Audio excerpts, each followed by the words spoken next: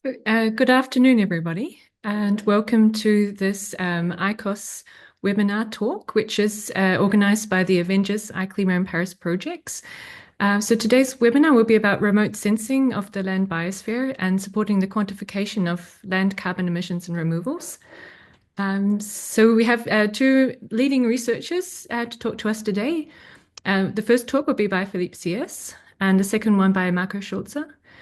So Philippe is a scientist at the Laboratoire des Sciences du Climat and l'Environnement, which is close to Paris in France.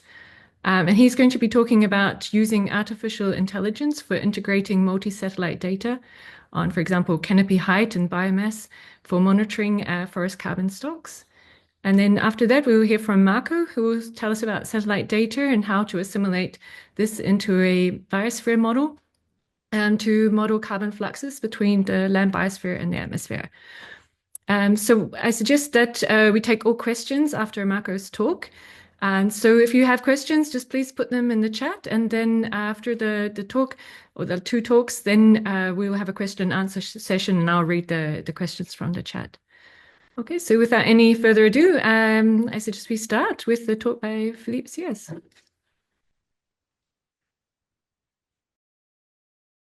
Let me first unmute and try to share my screen. Do you see my screen now? It should appear in full screen. Yes, it looks good.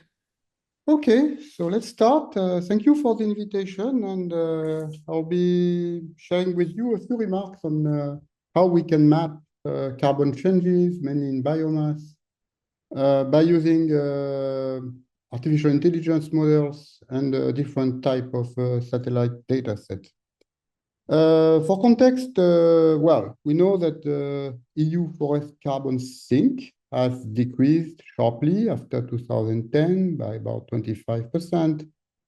And this is because the carbon losses of biomass, the brown curve on the top, have been increasing faster than carbon growth from live trees, and some countries even became net sources of carbon.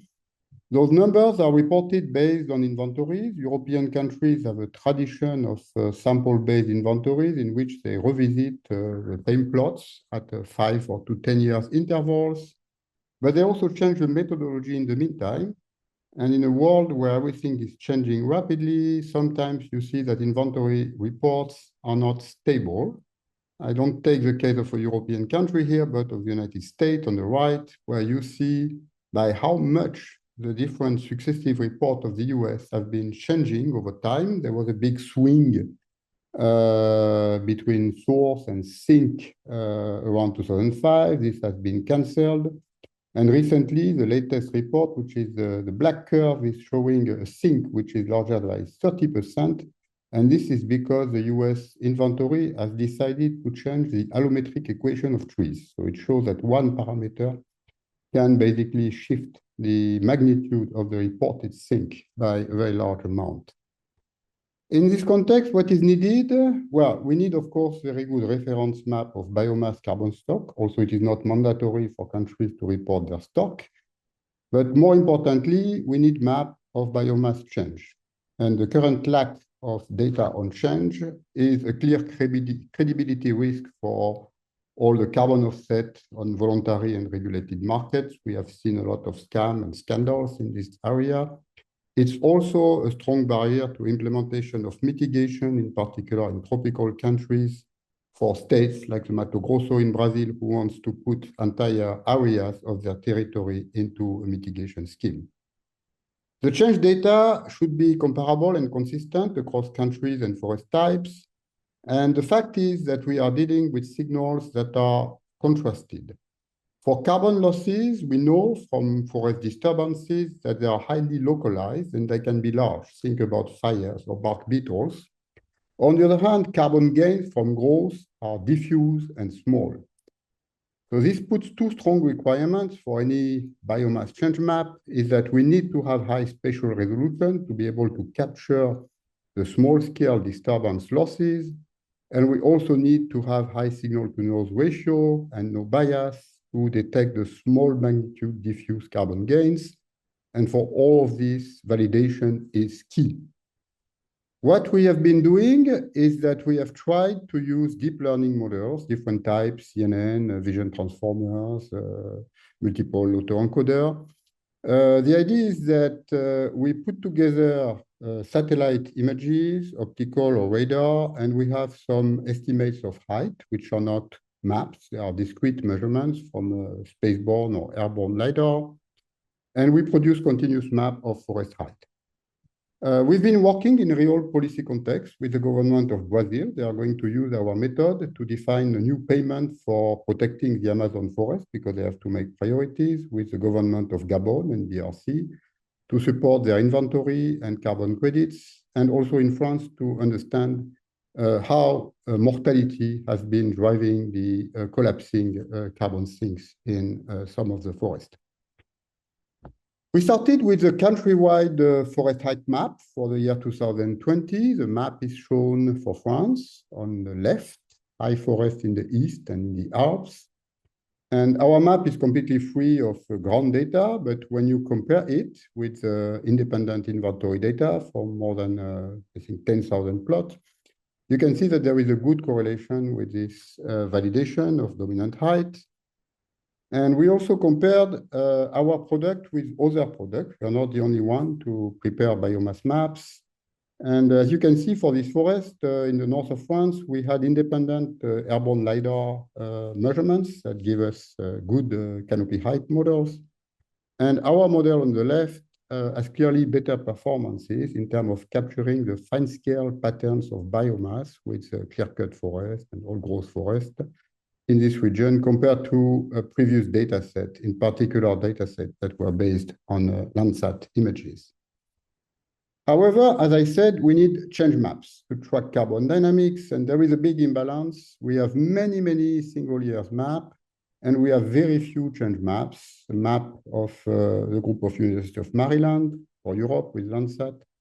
Hansen is producing tree cover map, and ESA-CCI, based on ELOS, is producing change maps at 100-meter resolution. The problem with change is that they are small and they are very vulnerable to noise. For instance, the forest can change its color from yellow to green from one year to the next, and still the trees keep the same height. It's just reflecting climate and phenology and drought.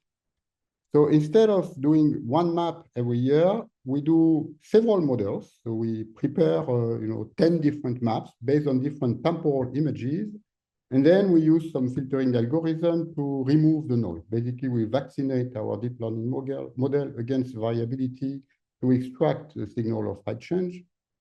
An example of a map of height change in this famous plantation called Leland. It's one of the largest planted forests in Europe.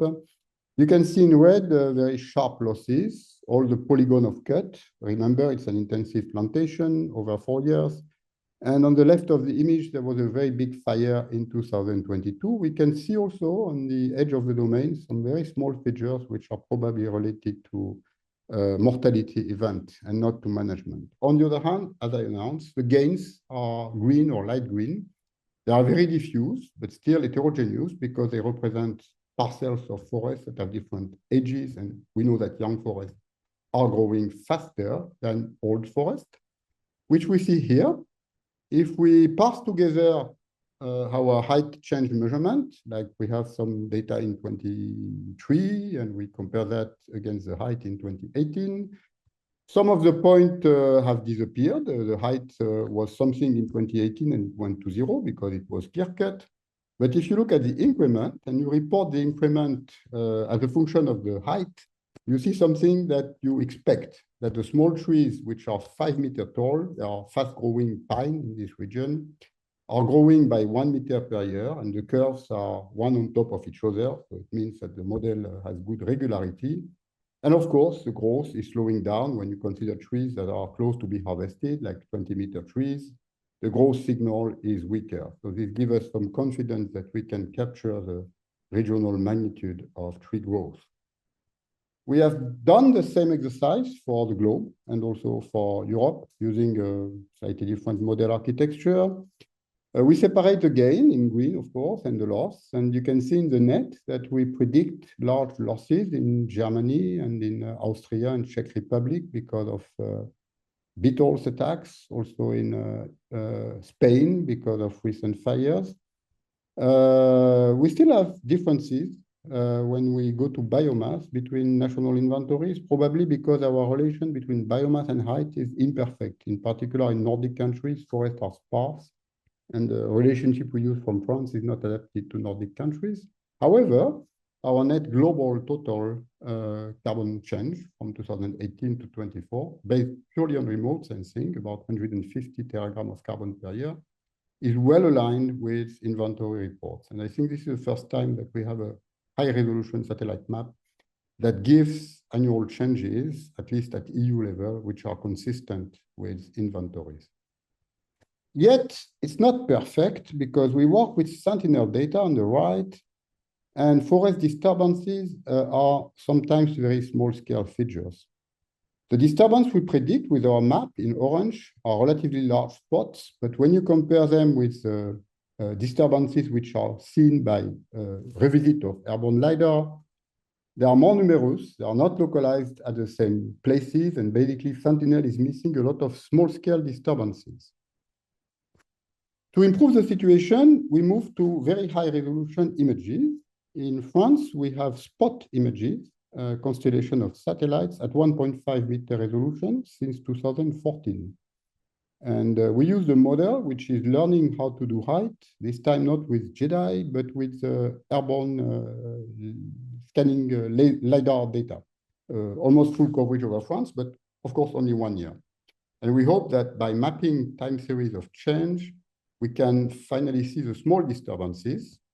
This is an animation of our heights and disturbance polygons on the right. You can see that some parcels of forest disappear, and those are cuts, but also you have all these small dots which correspond to individual tree mortality events, which were not seen before with the Sentinel data, and they can be detected with 10 years of very high resolution imagery. An example here, on the right, a forest seen by Landsat. There is no change. Landsat is missing everything. Sentinel is doing a bit better, but still very large spots. And our product in white is not perfect, but there is still a very good overlap with the true trees that have disappeared because of insect or drought in this particular region. So the take-home message is that very high resolution, of course, is key because we are seeing 80% more disturbances, and those disturbances are important. Here you have a map of France. So the data at 1 meter have been aggregated into hexagons, and they show very nicely how the forest in the east of France have seen an increase in the percent of annual disturbances, mainly due to this little animal called a bark beetle. And you can see on the right the evolution of disturbed area. Keep in mind that all the small patches, which are smaller than 100 square meters, are usually invisible with Landsat and perhaps with Sentinel. So all the light and blue bar, we are only able to spot them when we have very high resolution data. Otherwise, they would be completely invisible, and we would completely underestimate the carbon losses of the country. This is good for height, but we want biomass and biomass carbon. And the problem here is that we don't have a lot of plot data.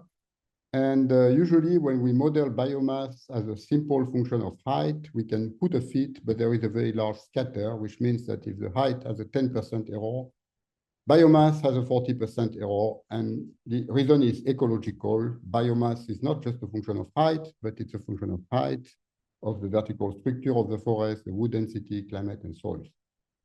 So we've been trying to find a way to increase the number of labels. Take, for example, France. It has one of the densest inventories. 14,000 plots are measured per year. Half of them are revisited, but still it's very sparse. And what the French inventory can do is only do carbon budget at the scale of very large regions. The visit is not annual, it's every 5 years. And more importantly for us, we cannot use the data because the tree level data are public, but the sample geolocation is not publicly available. So we cannot use the plot data in France as a training label for supervised algorithm. Furthermore, this is very intensive. So we thought about creating industrial labels by using all the airborne LiDAR data, which are available now around the world. In addition to this map from a paper by Fabian Fischer, we have also more than 10 countries that have full national LiDAR coverage. It's a big data set. Just the point cloud LiDAR in France is about 150 terabytes, and they're not labeled. It's just point cloud. And what we want is to put trees into the LiDAR 3D point cloud. If you do segmentation, it's just not possible. You would need 5 minutes of GPU for 1 square kilometer. You cannot segment trees in the LiDAR images. So we found a way around this, and our new pipeline is capable to produce individual trees inside a LiDAR image in less than 2 seconds after good optimization. It consists in 4 steps. We take the LiDAR point cloud and we determine the centroid of what we think are trees. Then we apply a crown, a very simple segmentation algorithm. And then we fit 3D deformable prototypes. Basically, a tree can be defined by 5 or 10 parameters, which produce the shapes which look like the real trees. And then, like a puzzle, we put this 3D model of trees to basically fill the LiDAR image. And we can produce millions or billions of labels. We can calculate now biomass at the scale of individual trees. You can see a validation here against the terrestrial laser scanning LiDAR. Every point is a tree, so it's a biomass of 1 tree from the ground truth data versus our prediction using ALS, and it is very good, including in very complex forests that have a mixture of understory and tall trees. So we have a way to produce labels at scale. Basically, instead of using forest inventory plot, we can count all the trees in France. We have counted 8 billion trees in France. And our method is very scalable in terms of storage and also CPU. You would need several years to do a brute force segmentation, and in only like 100 hours, we can do all Europe. So the idea is that today we are able to generate labels without the need of forest inventory plot, and we can have more than 200 billion of trees that are mapping all the regions where we have LiDAR coverage. Finally, we need a time perspective, and we only have LiDARs and satellite over the last few years. So we've been working on models called bookkeepings, which are basically reading the loss when disturbance happens, calculating the loss, and then calculating this famous recovery curve. So we have established a gridded recovery curve for each type of forest, each region, and each disturbance agent. And we published the methodology in Nature for the first carbon budget of all the tropical forests, and we have now applied it to Europe using the famous disturbance atlas from Cornelius Senf since 1985 for afforestation and deforestation using the Corinne land cover, and the CCI biomass map with a space for time approach to define our growth curve. And our independent model is producing indeed an increase and then a decline of the carbon sink in Europe, as well as regional maps of losses and gains, which are quite comparable with what we have from inventories. And the good thing with that is that finally, if you know the loss from disturbance, and if you know how much a forest will regrow after disturbance, you can predict the future.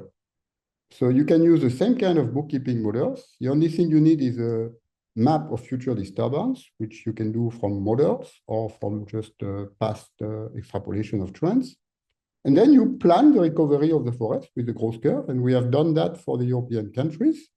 Our model is well aligned with the national reports. The black dots are national reports, and our model results for different components, below ground and soils, have been added, is well calibrated against inventory report. And then we can predict the future. Basically, we can predict for the Paris Agreement in 2030 that according to our model, the forest will continue to have a sink, but a very strongly declining sink, in particular in the boreal regions, just based on reasonable scenarios for disturbance and regrowth. And that is it. Thank you for your attention. Yes, thanks very much, Philippe. So I just remind all the participants that we'll take questions after the second talk, which is by Marco. And so you can enter your questions in the chat, and then we take all of these at the end. Okay, so thanks, Philippe. And now we move to Marco. Good. Thanks, Rona. Let me bring up my presentation.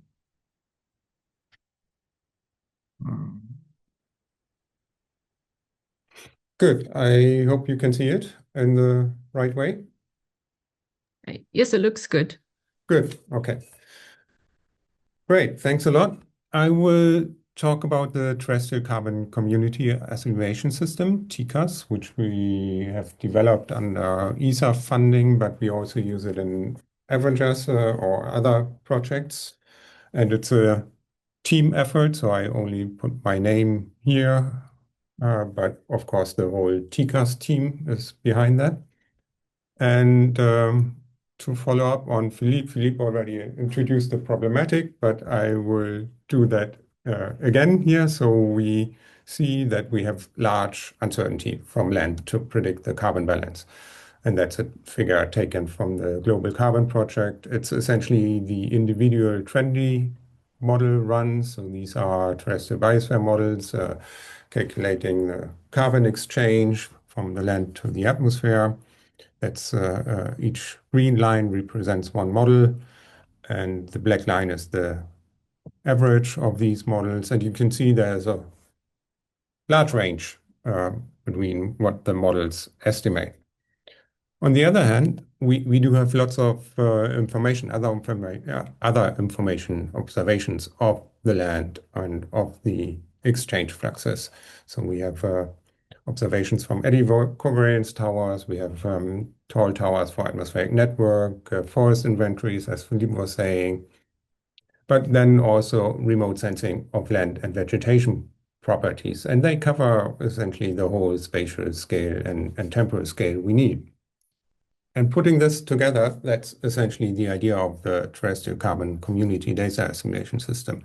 So we have the eco-physiological constraints from the forward modeling. So that's our process knowledge incorporated in the model. And we add the observational constraints from the observations in an inverse modeling perspective or data assimilation perspective. So what is TCAS? The TCAS, the Terrestrial Carbon Community Assimilation System, is essentially built around a newly developed terrestrial biosphere model. We call that DNB.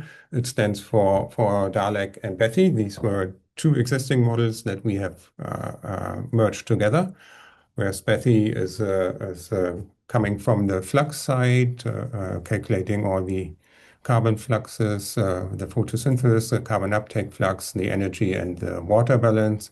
And then from the Dalek side, we take all the stocks and pools and the turnover from one pool to another pool.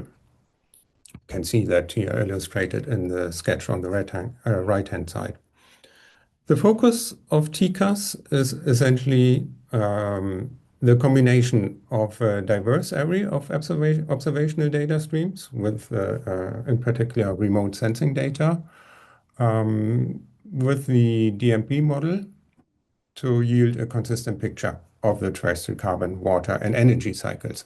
So we built that system already keeping in mind that we want to combine the observations with the model. And as I said earlier, it was essentially the development of it was funded through the carbon cluster of the European Space Agency.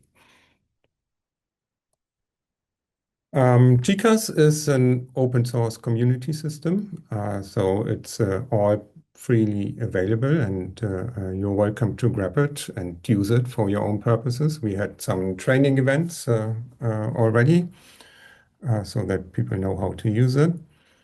The system includes the observation operators for optical as well as active and passive microwave observations. And observation operators are essentially pieces of code, of model code, that link the model state to whatever we observe. So for example, in the sketch on the right, you have DNB, Dalek, and Betty as a model.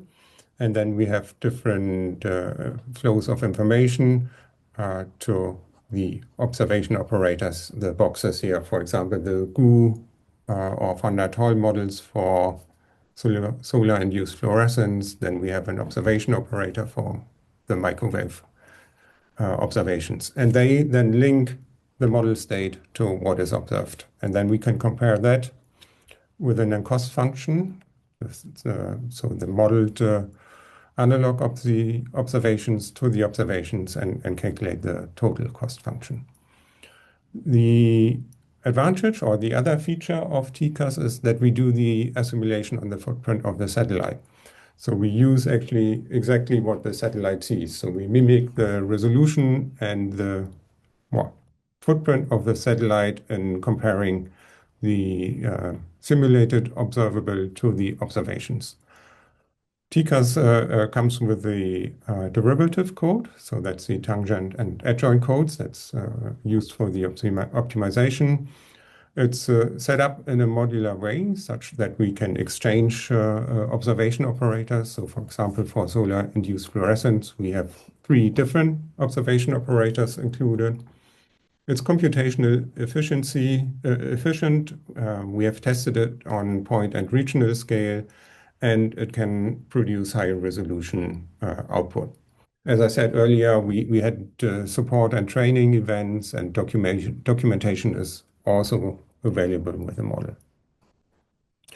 Now, to give you some examples of when we apply the model, and here is a first example for a site in Spain. It's an eddy covariance site, probably well known to most of you. It's a Majadas de Titiá site. It's in the Extremadura in Spain. It's a savanna-type ecosystem, mainly covered by grasses and temperate evergreen trees. Grass is a C3 grass, and the trees are oak trees. You can see on the bottom right a picture of how the site looks like.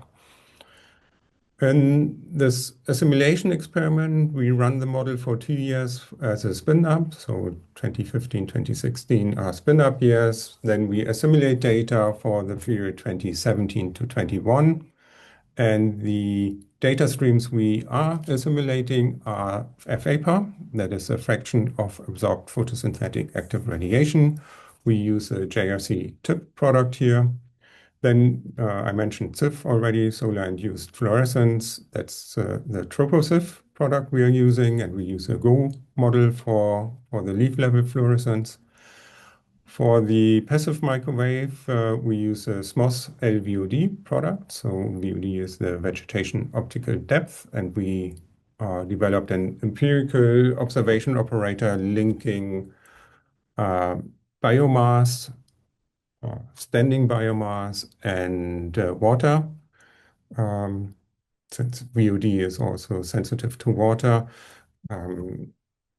to the within the observation operator to the LVOD measurements.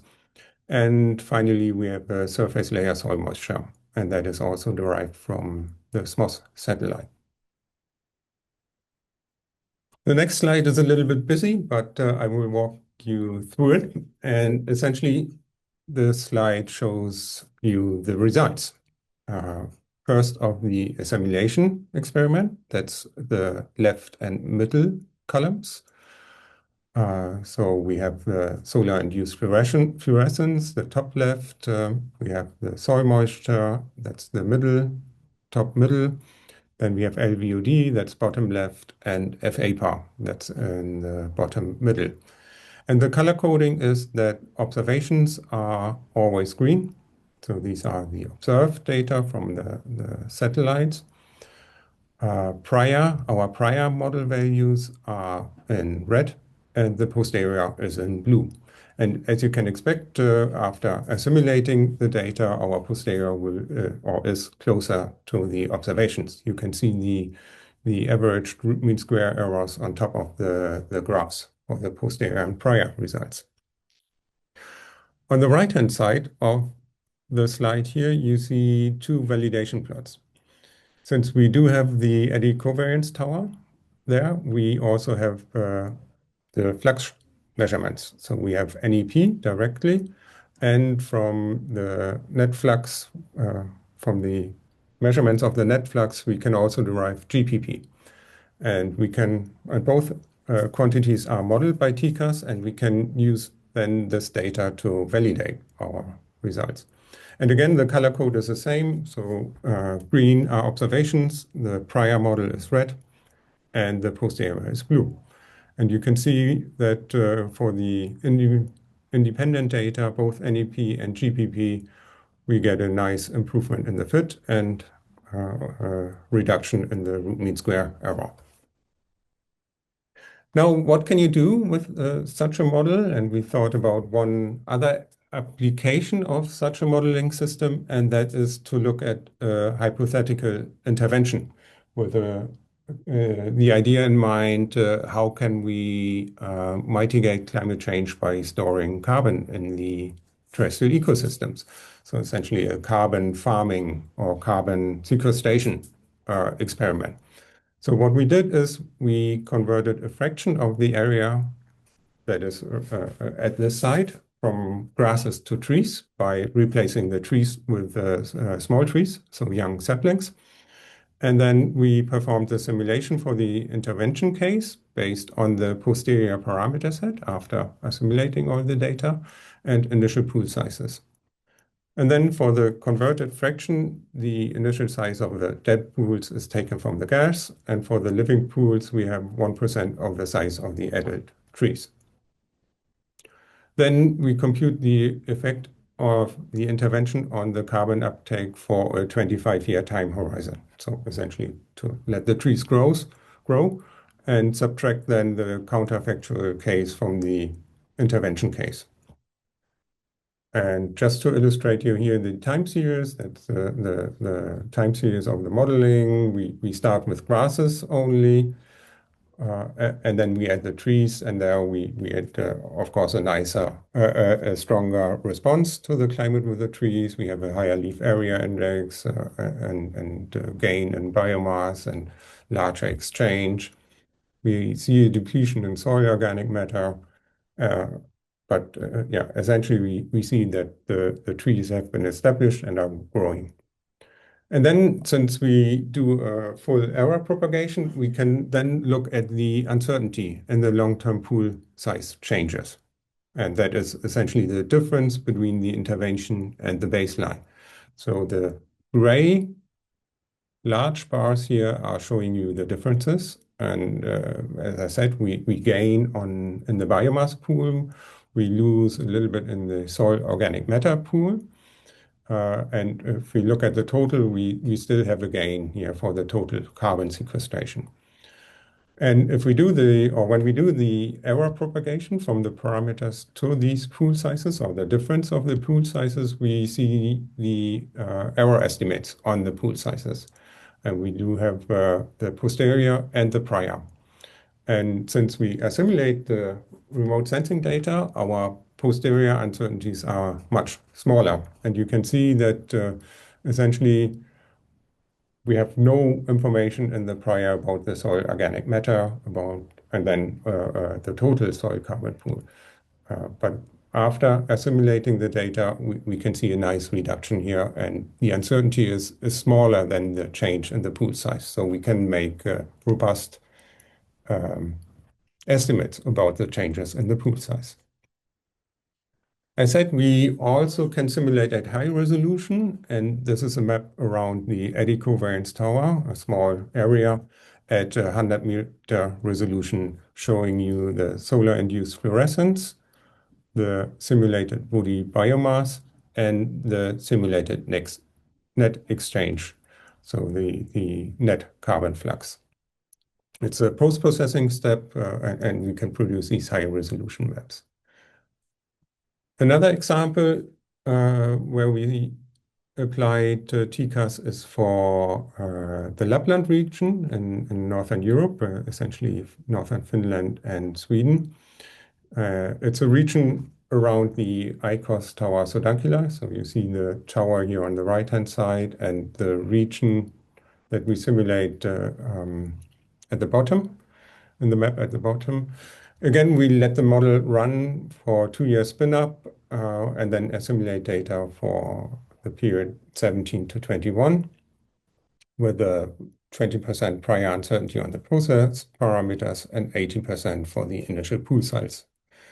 Again, we assimilate the 4 quantities, so surface layer, soil moisture, LVOD, FAPAR, and SIF using the same observation operators. For the regional scale, it's the region 500 kilometers times 500 kilometers, more or less around the ICOS Sodankila Tower, with a resolution of 0.25 degrees. Here we looked at the regional scale and did a posterior validation at regional scale against two above ground biomass products. And on the left, you see the CCI product. That's the above ground biomass from the CCI. And on the right, you see essentially the product from the Finnish National Forest Inventory. That's why you only see data here for the Finnish part of our region. And then in the middle, this is essentially our model output for the years. So for the CCI, we averaged 2017 and 18. And for the NFI data, we had that for the year 2019. And then the bottom plots are showing you the difference. So again, we see that we nicely agree with the independent data here, and the differences are much smaller than the simulated absolute above ground biomass values. What we did here as well for that experiment at a local scale, so we also run the model just for the Sodankila Tower, but changing essentially the data that we assimilate, and did factorial experiments by simulating, instead of all four remote sensing products, only 3, and left 1 out. And then compared essentially how much information, or assessed the information content of each of the variables here of the remote sensing products. You can see this magenta color is, and it's here again over the pool sizes. So it's the reduction in uncertainty relative to the prior of increase in carbon pools over the integration period. The magenta is a prior, and then the other colors are representing the different combinations of the factorial experiments, where you see that essentially there's not much of a difference between the individual experiments, but there's clearly an increase in uncertainty if we leave out the LVOD data for the pools here. Which makes sense because the LVOD is directly related through our observation operator to the pool sizes. To conclude and summarize, so TCAS provides an integrated perspective on the carbon, water, and energy cycles. It combines information from multiple missions, so it's a synergetic aspect with the DMB process understanding. We can monitor relevant variables like gross and net fluxes in space and time. It's suited to assess potential interventions, but also additionality of observations. And as I said earlier, it's all documented with a manual and openly available. I think I stop here. Thank you. Yes, thanks very much, Marco. So now we come to the question and answer session. Stop sharing. So if you have questions to either of our two speakers, you can put them in the chat and just indicate to whom your question is addressed. Okay, I see we have 2 questions already in the chat. So the first question is from Dominic, and it's addressed to Philippe. He says, thanks, Philippe, super interesting. Carbon budget should also include soil carbon. Clear-cut areas and forests typically remain net carbon sources for many years, even if new trees are growing. How can we account for such effects? Yeah, in short, thank you. It's a very good question. Of course, we have soil carbon, and even more so now, we have dead wood. Coarse woody debris are becoming an important transient compartment of the carbon cycle. Our remote sensing measurements are only doing biomass, but what we have done in a global paper in Nature Communication is that we take the inversions, which are supposed to see the net flux, and we remove the biomass increment, and then we infer the dead carbon storage from that. It's not ideal, but it's a kind of first order check on soil carbon measurements. It's difficult at the moment to apply deep learning models to soil carbon. We are trying with the same method. We can produce good map of soil carbon, but soil carbon change are extremely difficult for the reasons we know, high spatial heterogeneity, small signals. And even though the Lucas data provide a good sampling, maybe we need dense regional inventories like in Switzerland to be able to train models for mapping change. Yes, thanks, Philippe. The second question is also addressed to you. It's from Vin Kwan. Hi, Philippe. Thanks for the interesting presentation. Annual composite imagery may capture different phenological stages in different years, which could reduce the comparability of forest biomass maps across years. I was wondering how you view this issue. Absolutely, and that's the reason why when we have sentinel data, we have frequent acquisition every 5 days. Of course, we have clouds. The reason that we don't train models on an annual composite anymore, we train models on 10 days image, like the best image every 10 days. We generate 10 different solutions, and then we can take some average to basically not be fooled by the phenological signal. For spot data that I showed, it's a bit more complex because spot data has a single mosaic representation, and sometimes you have image during the growing season, sometimes a bit outside the growing season for broadleaf. So this is one of the reasons why the spot image have to be post-processed using a TV denoising algorithm in order to remove, let's say, unrealistic height variability. Like you have height decrease by 10 meters during 1 year, and then they increase again. So we apply some kind of denoising, which has a cost, because with denoising, it's a space and time denoising. You reduce some of the very small disturbance, but you better see the temporal change with a better, let's say, better signal to noise ratio. But it's a very good question, of course. If you have frequent data, it's no problem. But if you have only mosaics, of course, it remains an issue. So yeah, if you have questions, just enter them in the chat. While we're waiting, maybe I have a question perhaps for Marco. So you, in your data assimilation framework, you can produce estimates of net ecosystem exchange, I saw.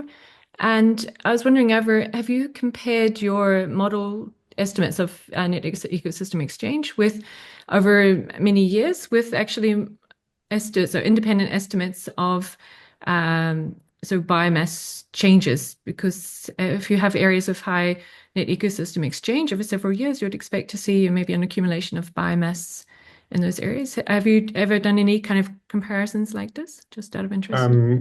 No, exactly. I mean, that would be a good test indeed, to look at biomass changes. We haven't done that yet. We only looked at the sites against the eddy covariance data directly, the fluxes, or against the two snapshots of above ground biomass that I showed. So the CCI product and the NFI product from Finland.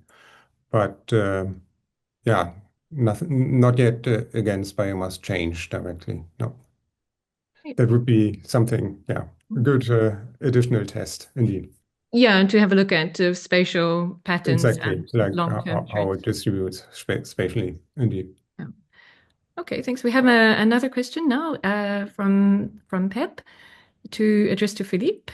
And this is great talk, Philippe. Many thanks. You mentioned 3 applications in Brazil, Gabon, and France.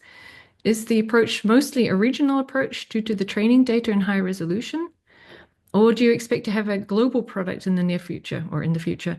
If not a global product, how easily would it be to move the method to other regions?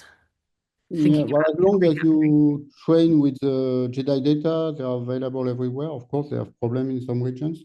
So we have a regional data set, which are specifically tuned with a lot of plot data. But I put in the chat a paper where we have done the global map of change at 10 meters.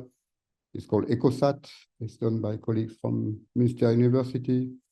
The problem is to train the models, of course. They are very large models, but once they are trained, we did the inference, and we have the global map now for height, not yet translated into biomass, because for biomass, it's always a problem that you need a lot of plot to establish regional allometric relationship between height and biomass. And for this, you still need ground data. Like in Australia, for instance, we have maps for Australia, but the forests are not very dense, so we need ground plot data to calibrate height into biomass.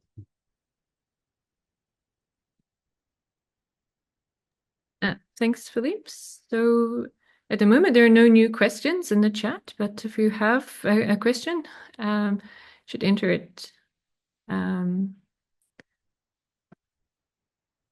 So, yeah.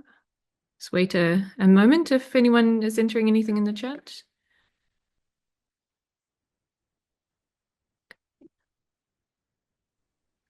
Okay, so it looks to be no more questions. So I would like to thank two speakers this afternoon for the very interesting talks. And thank you to the audience. I hope you enjoyed the presentations. And yeah, and we will have one last webinar in the AV Power webinar series, which will be sometime in the autumn. So we will announce that in due time.